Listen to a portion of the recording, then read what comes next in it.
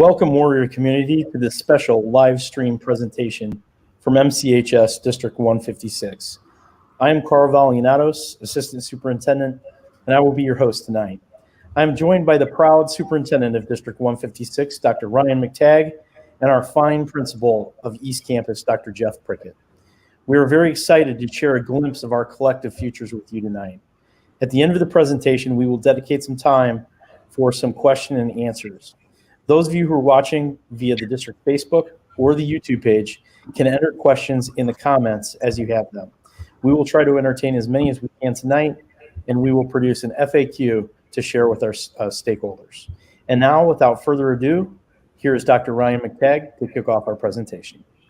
All right, thank you, Carl. Good evening, everyone. It is a pleasure to have you with us tonight as we update you on some of the amazing construction throughout our district and our campus transition that will take place next fall as we move towards one comprehensive high school system with a freshman and an upper level campus. Now, when our community passed a referendum almost 3 years ago, we not only wanted to repair and replace our aging infrastructure, but we also wanted to transform how we deliver educational services to our students and improve equity, efficiency, and access to our amazing course pathways and programs, and truly become one school, one community. And over the past 2 years, we've held countless user group meetings with multiple stakeholders to design and construct a comprehensive community high school that would meet all of our goals. And I'm happy to report that we are now nearing the end of this incredible journey, and we expect substantial completion for the Center of Science, Technology, and Industry by the end of January, on time and on budget.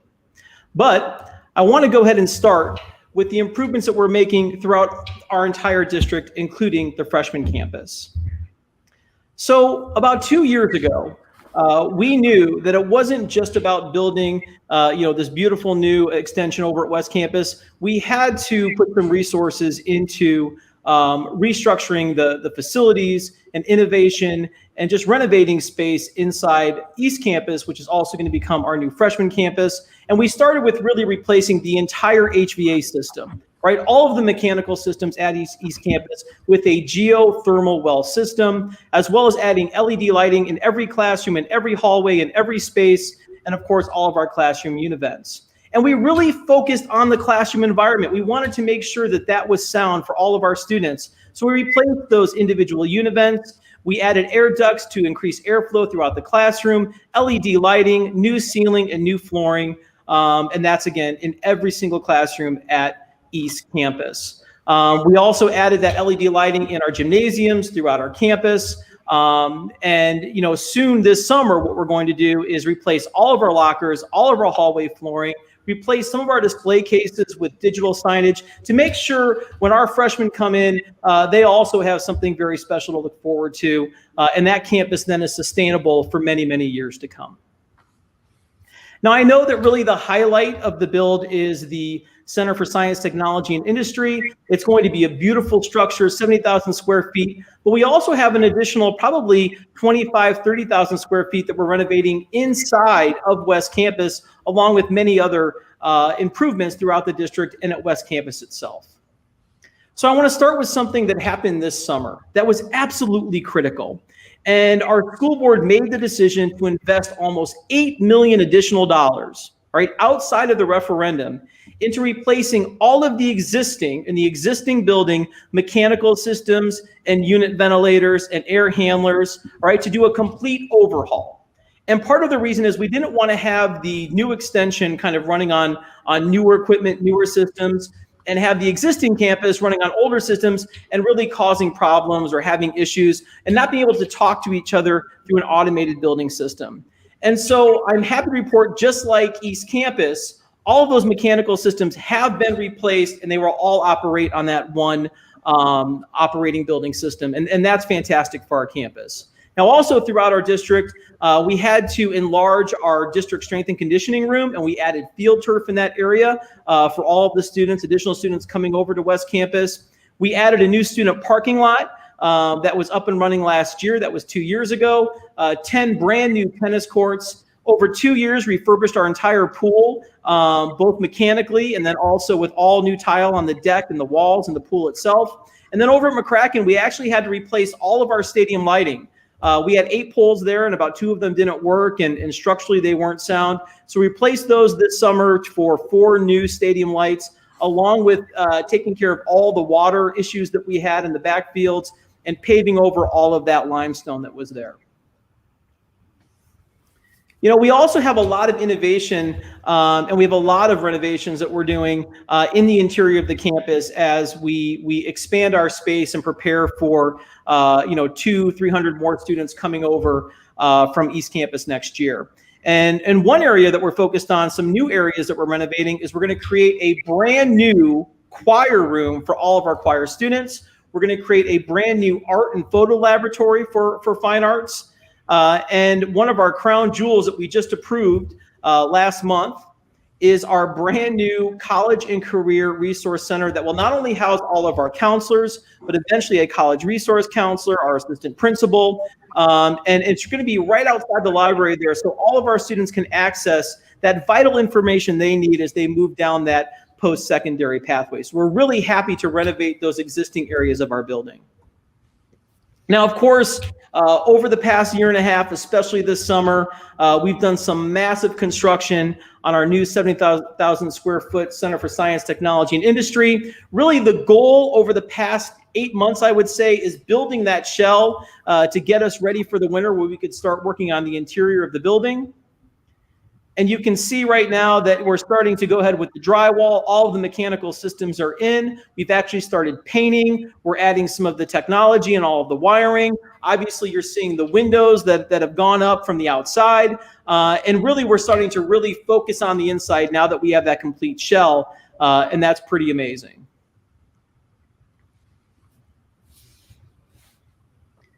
So we're just going to take you through a quick drone footage. You could see, obviously, it's shelled in now. We're working on it. We're so happy with the results at this point. I think the most important thing I can say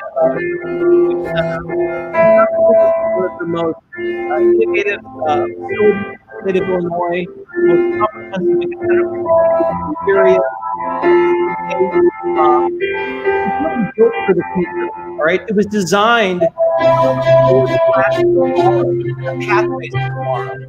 And I think what you'll find, and what's most interesting about this, is that we're so lucky to have all of these pathways to begin with, all right? And so when we built these lab spaces, all right, for science, for engineering, for manufacturing, right, those pathways existed, and our teachers built the laboratories and built the classroom space that was really going to serve our students the very best. All right, on the first floor there, what you're going to see on the first floor there, what you're going to find is all of our kind of manufacturing, technology, and engineering. On the second floor, you see our science classes. And then up on the third floor, we'll have our math classes. So truly innovative design, and we're so excited to see that begin to move to fruition. And I just want to say that it really is truly amazing that we've been able to achieve all of our goals. We've been able to repair our aging infrastructure here with that mid-level referendum and some contributions from our board and our fund balance to really modernize our educational environment. We're providing all students and families in McHenry with the same shared educational experience and access to the vital courses and the programs that they need to be successful in the future. But most important, and this is critical, that we've placed our district on a secure and sustainable pathway forward that's going to allow for that continued financial stability, that continued investment in our buildings and our courses and our teachers and our students, all for the foreseeable future. The idea that right now as a district, given the current condition of education and where we are with state funding, that we're going to have 95% of all of our mechanical systems replaced in this district so that we are on a sustainable future where we can continue to invest right in our school community is absolutely amazing. So I'm proud that we've achieved those goals. I'm proud that we're on that pathway to realizing this dream with all of these many construction projects to better serve our community and our students. And with that, I now get to turn it over to Dr. Prickett, who's going to discuss our transition into our freshman and upper campus, and I will turn it over to him. So thank you. All right, thank you, Dr. McTague, Mr. Vallianatos. I am Jeff Prickett, principal here at McHenry High School. I'm so glad to be with you tonight. So glad to see that so many of you turned out tonight to see this rebranding of our district. So one of the most important things that we have wanted to address is the equity and efficiency in the district of trying to maintain two comprehensive high schools on either side of town, where we found that, of course, as you know, students were forced to take certain classes, some of them just because of the side of town that they lived on, that classes were housed in two buildings. It put a strain on our transportation system, of course, because we had to transport kids back and forth in between every single period of the day.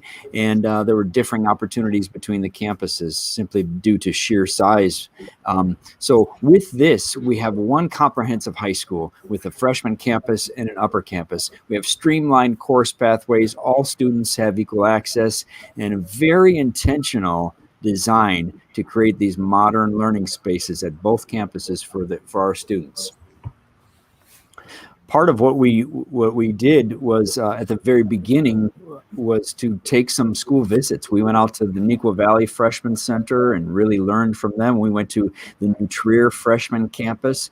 Both of these high schools have freshman campuses in addition to an upper campus. So we met with the leaders there at the high schools. We met with teachers. We met with students.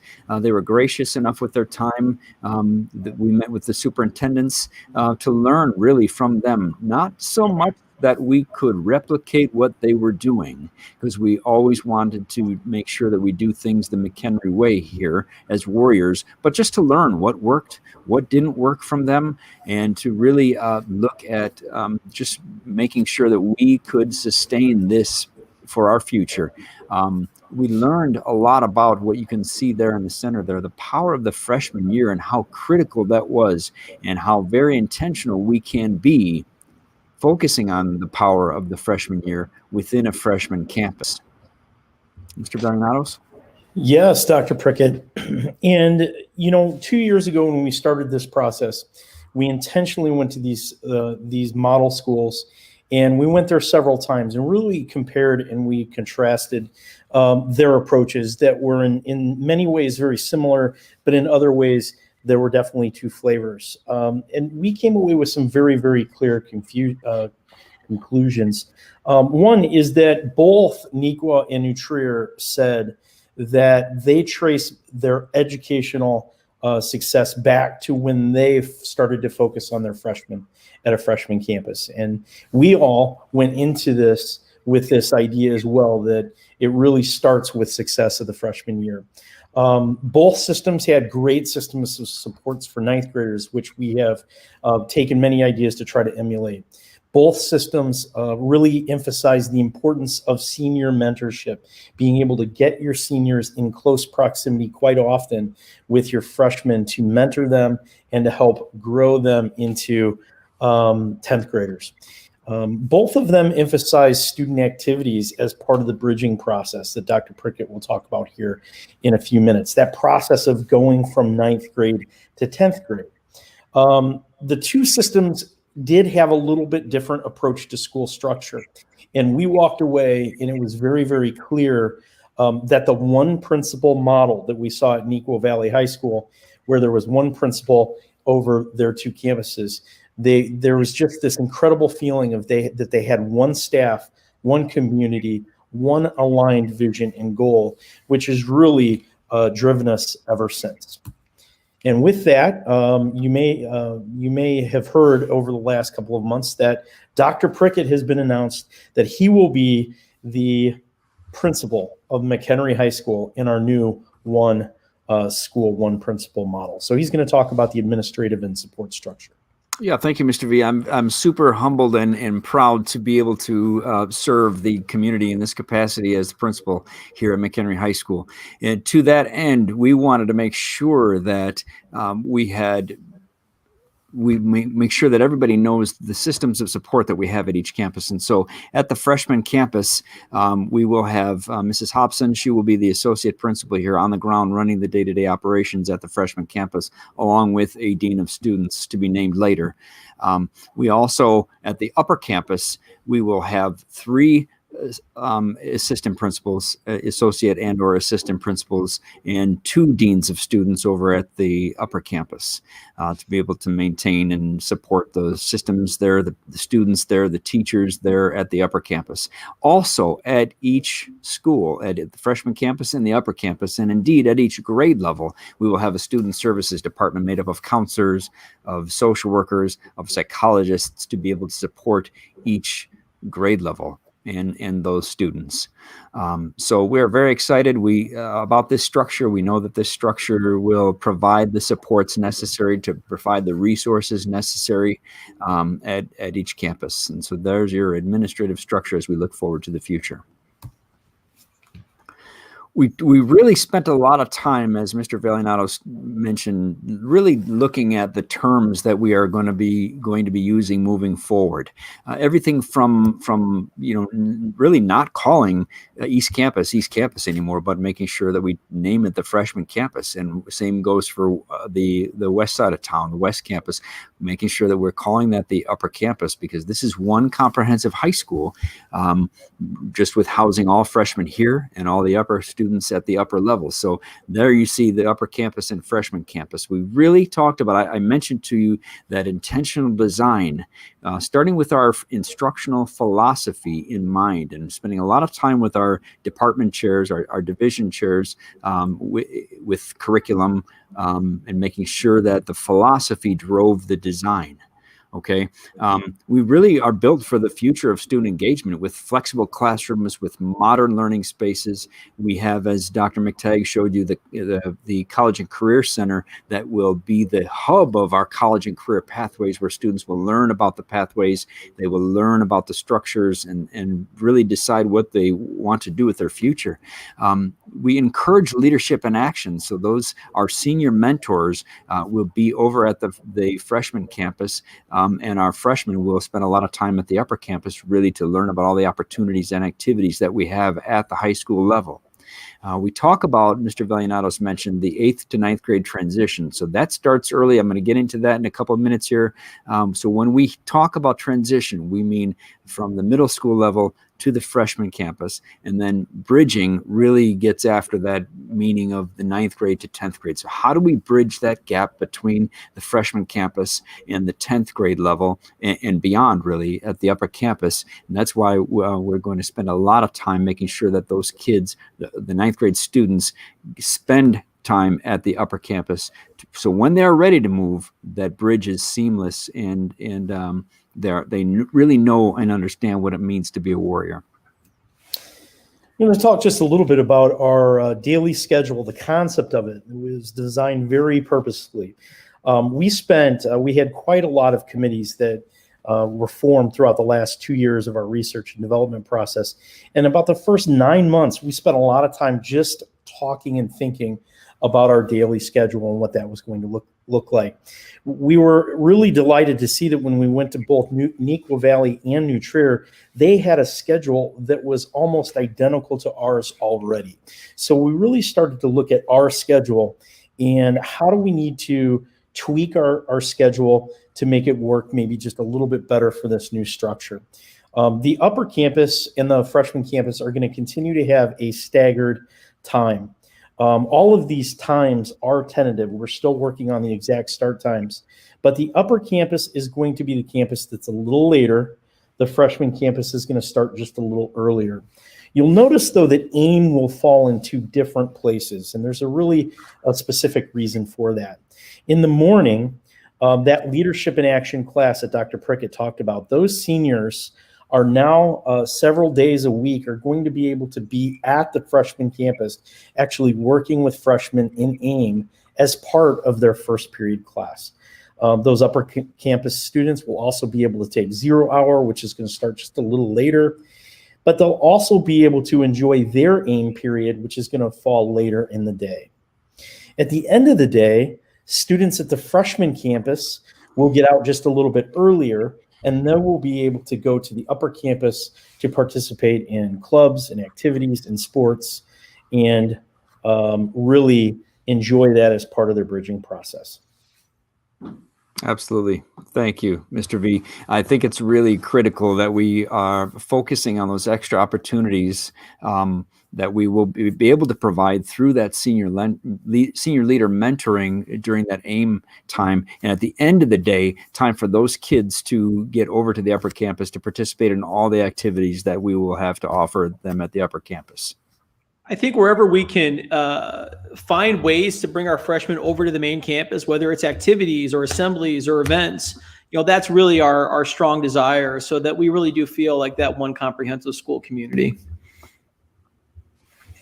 So the transition process really begins the winter of 8th grade. We are already beginning to talk about our conversations coming up with our feeder districts, Harrison 36, McHenry District 15, and the Montini School as well, talking about course selection, the placement orientations, our summer school Get Ahead program and why that's so critical, and really those first steps into the high school, meeting new classmates and focusing on success from day one, so that transition from middle school into the freshman campus is so critical for us, and we know that you all understand that, how critical that is, and we're just excited that these freshmen are going to be in the same building all together, learning about that warrior culture, what that means to be a warrior, through all the opportunities and intentional activities and things that we have planned for them here at the freshman campus, as well as meeting their senior mentors and getting over to the upper campus within that same year, to understand really what that means to be a warrior. That's so critical. All of the traditions that they will begin right here during their freshman year, all of those ceremonies, all of those rituals that begin here, to understand one school, one goal. One of the roles that I play during the presentation tonight is to talk a little bit about the curriculum that will happen at both campuses. And one of the subtle points that Dr. McTague made earlier in the presentation is that we're not building and making all of these changes and then have to advance our change and modify our curriculum. We've spent the last 6 or 7 years revamping and modernizing our entire curriculum. So our pathways of college and career are all built out. So making the transition now to a freshman and upper campus is relatively easy. From a curriculum standpoint, at the freshman campus, all of our 9th graders are going to have access to regular and honors core courses. Their first AP human geography course, their first AP course.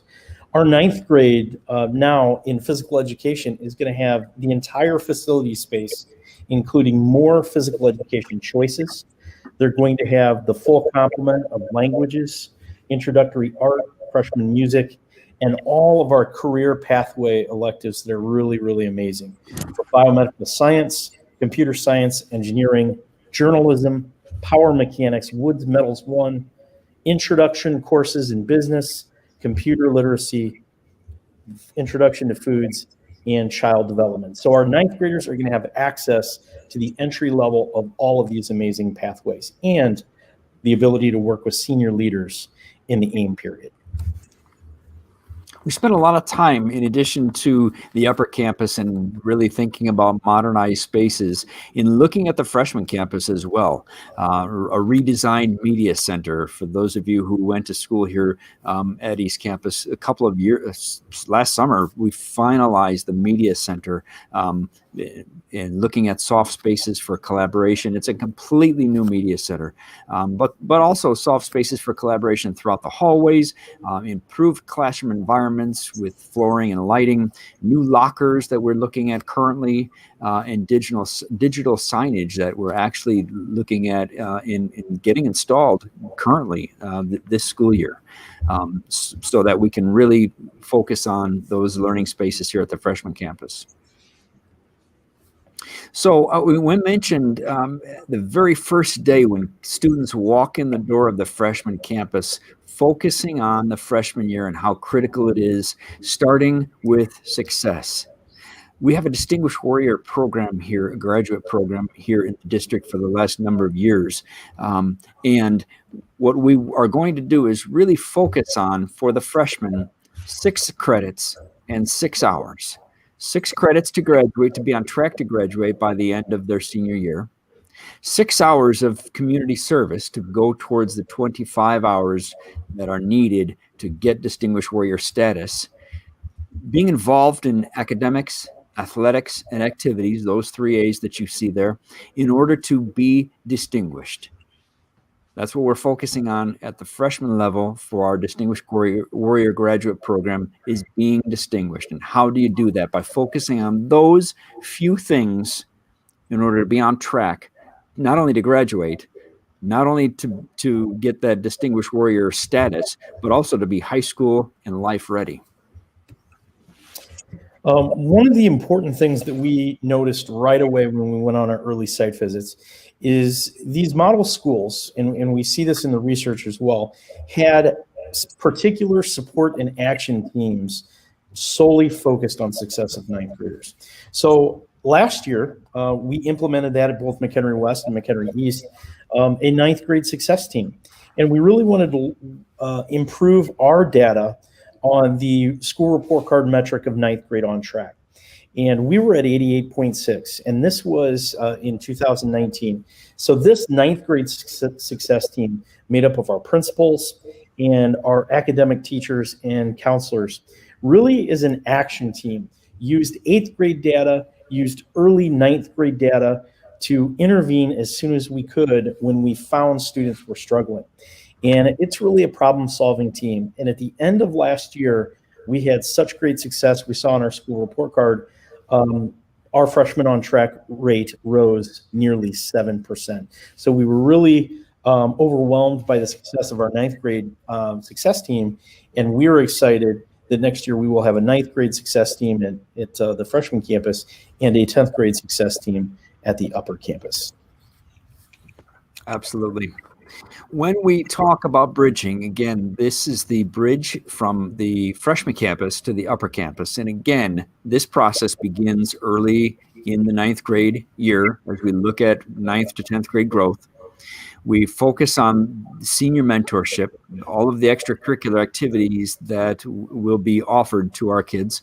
The students really begin to look at a 4-year high school planning. They really start that freshman year, but they really, once they get to the upper campus, they really dig in and look at their intentional course selection and their placement through the use of orientations, and really understanding what those college and career pathways are, so that by the time they are in 10th grade, they have a really solid understanding of where they would like to be and what they would like to explore. And that's where they come to enjoy a very advanced curriculum, where they can start to matriculate up those college and career pathways as they start to pin down exactly what they want to focus on and study for their future. In the upper campus and MCHS in general, we have 40 advanced placement or dual credit courses, opportunities for students to earn early college credit. All of our pathways and courses are going to have advanced equipment, state-of-the-art resources, our upper level world language, focusing on our Seal of Biliteracy award that the state of Illinois gives out, the upper level art and music courses, and all of our advanced pathway electives. You see quite a few of the different pieces of equipment and examples of our capstone experiences in biomed, computer science, engineering, manufacturing, construction, and graphics, journalism and newspaper, and the business entrepreneurial course, as well as Warrior Chef. To really get at the intentional design and purpose, we look at the collaborative design. So what you can see here will be 35 learning spaces, including 9 math classrooms, 12 science classrooms and labs, a greenhouse, and an outside eco deck for experimentation at the upper campus. Advanced learning spaces, modern and accessible to all. So here what you are seeing is a drawing, a rendering of the biomedical science lab, and an actual photo of recent progress. The Advanced Engineering Lab, again, a rendering of what we wanted it to look like with our architects, and a recent photo, probably just this past week, of that Advanced Engineering Lab as it looks right now.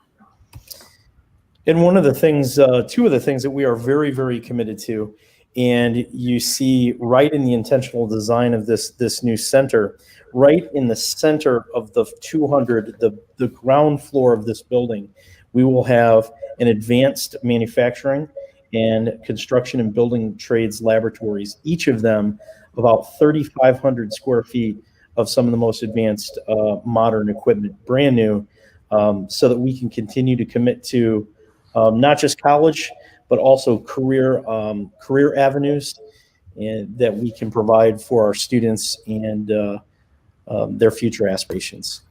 But again, we can't stress enough that all of those areas that you're seeing were really designed by our teachers with pathways, fully developed pathways, so that they are truly strategic and intentional to build the very best lab space and classrooms designed to help our students be successful. And, we can't thank our teachers and all those user groups enough right now. I just want to throw that in there because they really are truly making this project turn out as incredible and on budget and on time with all of the innovation that we need for our kids to have a really bright future. Yep. And very intentional to have math and science and CTE integrated into the same building. It's amazing. As many of your students are coming home and talking about course selection, they're probably going to be talking to you about the expansion of blended learning in District 156. And I think this really speaks to how the building and all of our internal improvements really are focused. I want to say just a few words about blended learning for those of you who might be unfamiliar with the term. Really before pandemic, okay, we're not talking about digital remote learning like we have going on right now. Before pandemic, we had 15 blended learning courses at McHenry High School. And those courses mixed both in-person, in-class, face-to-face learning with some days of virtual out-of-class learning. And there are many, many benefits from motivation to teachers and students be able to use their time more efficiently, teachers to be able to focus on students that need more attention to develop skills. This is just a list. Next year, when school opens and as your students are coming home choosing their courses over the next couple of months, we're going to be offering from 15 to now 52 blended learning courses. Most of them are only going to be blended learning courses. Only 9 of them are also going to be offered traditionally. So you, parents and your students, will be hearing more and more about blended learning at McHenry High School. And, Carl, I just want to mention too, with our blended program, that you had down that if you saw at the bottom, the programs for the future, the courses for the future. And I just think it's so important to say that, we didn't build and construct all of these different innovative spaces for just today. We built them for tomorrow, for the courses and the classes of tomorrow, and how, our teachers will instruct, 10 years down the road. And we intentionally built this structure to have those collaborative spaces so they can engage in blended learning. And I know that right now we're in a difficult time with digital learning, but eventually we're going to come back in a hybrid model. And we've really constructed our hybrid model to mimic what a blended environment or a blended class is going to look like in the future, that our students will be able to access, moving forward for many, many years to come. And so although we're in a difficult time, we continue to innovate and we continue to model, especially with that hybrid approach that we'll be taking hopefully January 20th, of what classes may look like in the future here for our students to be able to access. In the end, we are really excited and looking forward to a rebranding for the future of McHenry Community High School. We've never seen anything like this, and we are so thrilled to be able to continue to talk about and learn and continue to repeat that one school, one goal, Warrior Ready. So we end tonight just about with 4 pillars: transition, mission, culture, and position. Transition meaning a successful transition not only into this one high school, one principal model, but a successful yearly transition of our incoming freshmen every single year so that they really understand the power of this community high school. That's transition. Mission, really getting involved and clear on what our mission, vision, our values, beliefs, and commitments are through really taking a deep dive into what a graduate will look like out of McHenry Community High School in 4 years. That's mission. Culture, what does it mean to be a warrior? With every student connected to one another through classroom activities, athletics, and clubs, and those rituals and ceremonies that we will be undertaking here at the freshman campus to really kick off their 4-year high school career, that culture of being a warrior. And finally, position, meaning all students will be warrior ready and will be able to meet graduation requirements and be ready for life after high school, ready for the larger world. That's the position that we will be in after these 4 years. Thank you, Dr. Prickett, for that review. And as we head towards our Q&A session, just want to throw these two very, very crucially important events out there for all of the incoming and current students. In these strange times, it doesn't look like we're going to have in-person live orientation events with lots and lots of people in February and March. But what we are going to do is we're going to have very important live stream orientation events for orientation and course selection. So for those incoming 8th grade students, we have the 8th grade extravaganza night on February 11th at 7 p.m. That's going to be a virtual live stream event with some incredibly important information geared towards our 8th graders who are going to be going to that freshman campus next year. And then the Warriors Rising event is going to be on March 11th, 7 p.m. This is going to be the first year and the last year where so many students are going to go to a new school next year. All of those East Campus students are going to go to a new school next year, and all of those 10th graders are going to be at the upper campus together. So that's going to be a really, really important event for all of our current students to really take in. So mark your calendars for these very, very important orientation events. And right now, I'm going to just flip over to this other screen, and I'm going to look at some of the questions that we can ask Dr. McTague and Dr. Prickett. Here's a question. Dr. Prickett, will freshmen have access to honors geometry if they place into that sophomore level course? You want to take that, or go ahead. I mean, the answer is yes, Mr. Vallianatos. Yep. So absolutely. And we'll also house that at the freshman campus. They won't have to travel to the main campus to access that course. So in addition to all of those entry-level options that Mr. Vallianatos talked about, we're going to offer those like honors geometry, or AP freshman experiences. We're going to offer those at the freshman campus so that kids don't have to travel back and forth, our freshmen.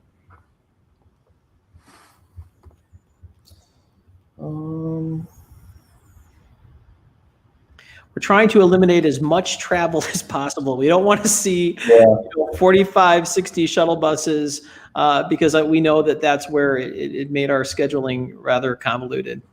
Yeah. Here's a question from Deb H. And this is definitely not the case. Students are going through the course of selection process with their teachers right now. And in fact, they're not choosing. Their teachers are actually talking with them about what are the most appropriate courses. And yes, you are correct that the course selection is actually going to take place in January and February. So that is not correct. They're just working with their teachers on the appropriate leveled courses for next year. Here's a question. College level courses are offered blended and or online. In fact, if I go back to the most of the college level courses, particularly in English, many of them are being offered blended and not completely online, but that is a mixture of both traditional and in-class and digital learning. And we're rolling out our blended program with Fidelity, and we want to make sure that those classes are rigorous and that they have all the components that they need. But I think you're exactly right, making sure that we offer those upper level classes too in a blended format as we continue to roll out the pathways is incredibly important. And we'll get there. We're not going to roll out everything at once, but I know that all of those upper level courses are on the docket here to begin moving forward in a blended environment.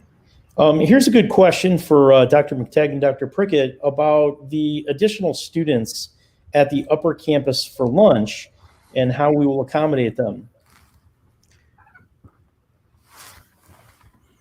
Go ahead, Dr. McTague. I mean, one of the things that we've been looking at to accommodate the additional students at upper campus for lunch is, as we did this past year before we went into, before the pandemic really took off, was to allow students who met criteria, our upperclassmen, to leave campus for lunch, which really allowed for more space in the cafeteria. So they went to local establishments to grab lunch, and that really freed up a lot of the space in our cafeterias on both sides of town. We also have a pretty large commons area there at West Campus. Obviously, open campus is going to help. We're also looking at some of the restructuring of the cafeteria itself. We do have multiple lunch periods to spread things out, but we think we'll have enough areas to be able to accommodate everyone that needs lunch. Here's another question, still asking about, wanting to learn a little bit more about what that distinguished student is, Dr. Prickett. Very exciting stuff. Absolutely. And so I saw a previous question come through earlier tonight, someone wondering if you had to be an athlete in order to be a Distinguished Warrior graduate. And the answer is no to that. You do have to have either 3 seasonal sports or a year-long activity be involved in that. You have to have at least 95% attendance during the pandemic right now. Because we still have the Distinguished Warrior graduate program, we've waived the attendance criteria, but as soon as we're able to come back to in-person learning, that will be back. We do have a requirement of 25 community service hours over the course of their 4 years. And so those are just some of the ways that you can get Distinguished Warrior status, in addition to certain criteria from your SAT test, and it's exciting. And then here's this last question for tonight. I'll go ahead and I'll take that one. Is band going to be all at East Campus next year? In fact, the answer to that question for both band and choir is no. There will be a freshman band and a freshman choir, and then at the upper level, upper campus, there will be the upper level bands. And as Dr. McTague talked about earlier, there will be very little traveling because the efficiencies that we're trying to garner in the students not having to travel back and forth with our campuses. And part of the reason is why we had to build that choir room, so that we could have a band room and a choir room for all of our upper level students to be able to spread them out. All right. So that is about all the time we have for tonight. We really appreciate everyone joining us. We thank you. Nothing is more important right now than us being able to bring to you all of these exciting changes as we start to plan for next year. So we look forward to all of our students and parents tuning in to our live streaming orientation events in February and March. And we wish all of you a very happy holidays and be safe. Dr. McTague, Dr. Prickett, anything to add before we close? No, I just appreciate everyone coming out tonight. It's very exciting. We are going to be looking through a lot of these questions and answers here tonight, and really provide an FAQ, as the questions keep rolling in. So, and Callahan family, I miss you too. I just want to close with, hopefully after you've seen this presentation, you really get a sense that the future is incredibly bright for our district. We have so much to look forward to, and the very best is yet to come. And this is challenging times, and there's been a lot of adversity, but I hope you can see that as a district, we continue to press forward so that we can really realize the school of our dreams and the school of tomorrow. We are well on the road, make no mistake, to becoming one of the most comprehensive, one of the most competitive districts in the area and in the state. And I know we're going to make you very, very proud. I definitely want to thank our entire school community. We have to thank our entire school community, our parents, our students, our teachers, our staff, everybody, our administrators, who have worked so hard as we continue to build this incredible school system as we begin our transition next year. Thank you so much for joining us. Thank you for the time. We'll continue to answer your questions. We're always available to you anytime you need us. I ask that you all keep the faith. I have hope that we're going to return in that hybrid model second semester, and I wish you all the very best. Have a very happy and safe holiday. Take care, everyone. Thank you very much. Thank you, everyone.